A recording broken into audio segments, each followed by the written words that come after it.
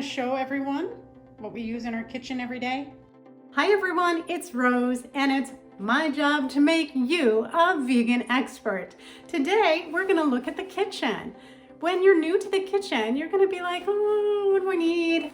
And so we're going to go through the basic everyday tools that you're going to find very useful in your vegan kitchen. Let's get started. Here's my kitchen. I always have pots and pans on top of my stove. I have my utensils next to it, my knife block, here's my sink, and there is the rest of my countertop. Cluttered with appliances, but I use most of these very frequently, and I'm going to share these with you today. You don't need a big kitchen space. Mine is maybe 10 by 10. And it works just fine. Okay everyone, this is a wok. It heats the coil right at the bottom, so while you're using it, you heat this, and once that heats up, you tend to scoop it so it goes up on the side, and then you put the next batch of things that need to get sauteed on the bottom. So as you work, you're heating and pushing it up the side. This is a wok paddle, very useful. I use my wok probably 3 times a week.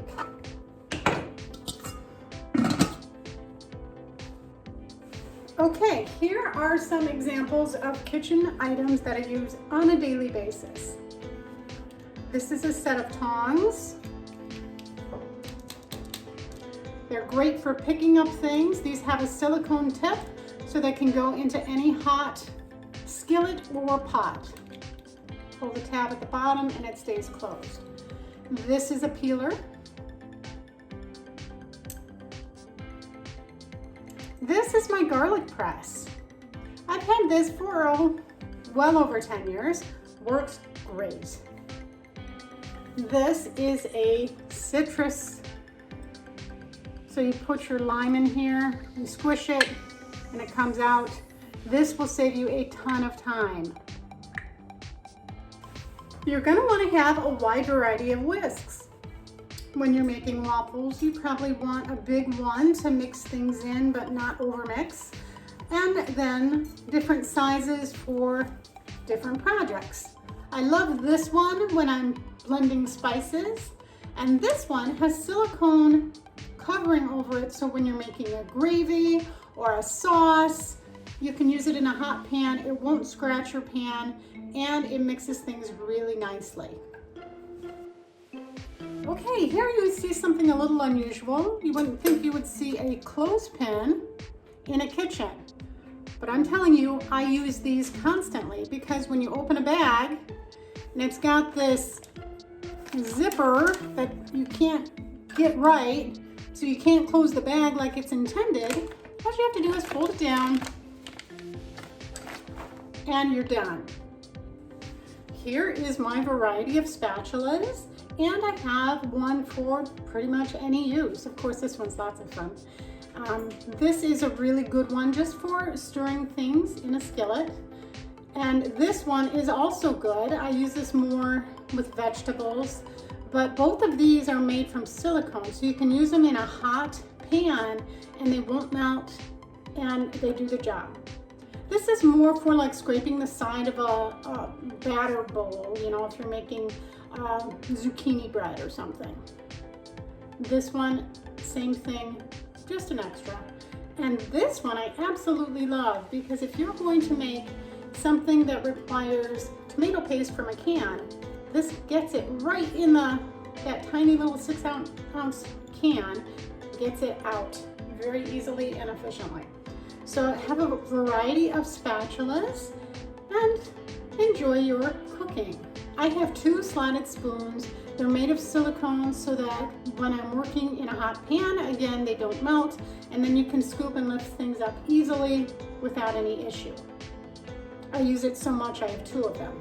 Now here is a soup ladle. A lot of people have metal ones. Good, you can use that. This one has just been very useful for me in my kitchen. These are the 3 main knives that I use every single day. Now you only really need one good knife, but it's nice to have a large one and a small one. This is my favorite. I use this to cut up all my vegetables. It's wonderful. I use it every single day, 2 or 3 times a day. This is for smaller jobs, like if you're working with a kiwi. And this one is a tomato knife. And it has a bumpy edge. It's got a bumpy edge, and that will slice right through a tomato skin. Whereas this has to be super, super sharp to do the same type of cut.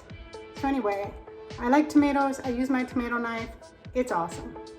Make sure you have several different measuring cups. This one I use, of course, when I'm trying to measure out maybe 4 cups of vegetable broth. This is for smaller items, like maybe a cup. This is a 2-cup glass.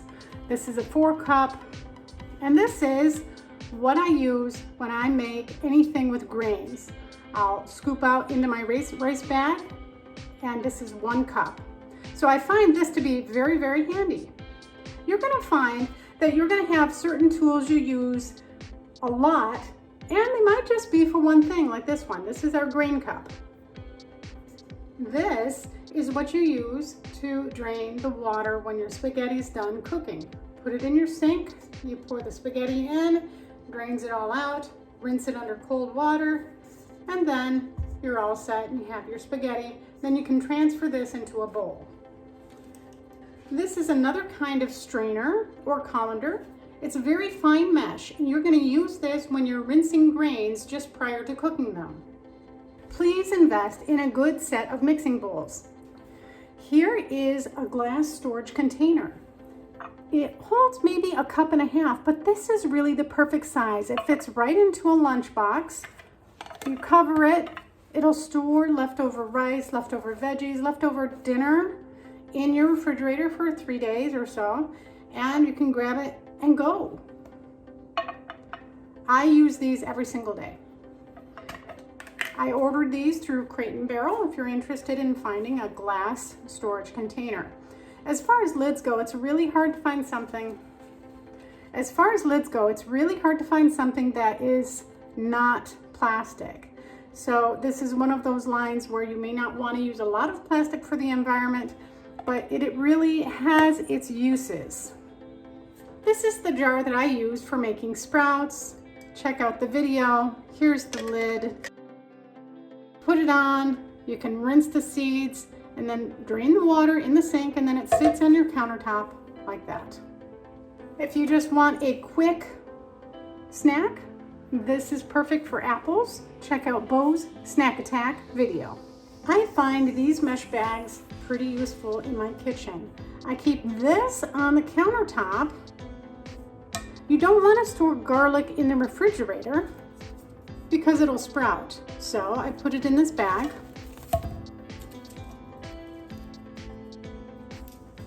And I close it, and it sits right next to my knife block. And anytime I need a clove of garlic, it's right there. This handy little tube allows you to remove the outside of the garlic. Keep one of these handy. Check out the onion ginger garlic video. You can also store this in your bag. One final item I want to show you is my spoon rest. When you're working with sauce and vegetables and this gets oil on it, you set it here, and that way the messy spoon doesn't make your whole counter messy. It just makes your spoon rest messy, and it's much easier to clean up. Make sure to invest in a good can opener. This electric can opener saves me a ton of time. It doesn't take up that much counter space. I use it every single day. This is my air fryer. It doesn't look very special, but I'm telling you, it was a surprise for me when I got this as a gift. I thought, oh, I can heat stuff up in it more quickly. And that concept actually applies to so many things. You will definitely want to have an air fryer in your kitchen. The thing is that it doesn't have a lot of space to heat up. You put your items in there. You can even put Ezekiel bread or an English muffin, and it will heat that up and give it a nice brown, toasty look, and it heats things through and through. So instead of waiting for an item in a big oven to heat a small item use your little mini oven is what I would call this. They call it an air fryer. I call it a mini oven. Love it. Here is my NutriBullet. I love this machine. It works as a blender. It also makes smoothies really quick that you can take on the go. By the way, check out Bo's Snack Attack video. Here is my vegetable juicer. It's nice to invest in a good quality vegetable juicer. You will need to spend probably about $100. It's a bit of a cleanup, but when you make fresh vegetable juice at home, it is so worth it. If you try to buy vegetable juice at a juice bar, it's going to be very expensive. So think about the time that you're going to spend driving over to the juice bar, picking it up, and driving back home. By that time, you could have made 3 times the amount of juice. It'll taste better, and you'll have it all cleaned up as well. You put your vegetables into the chute, and as it runs, it pushes down, the juice goes here, the pulp goes here, and then within minutes, you're gonna have extremely delicious vegetable juice. You'll have a container of vegetable juice when you're done. You can put that in the refrigerator. I would recommend having a vegetable juicer in your kitchen. Okay, there you have it. Those are some of the appliances that I think you're gonna find very useful in the kitchen as you learn your way around the vegan diet. So remember, this is Rose saying, be kind to yourself.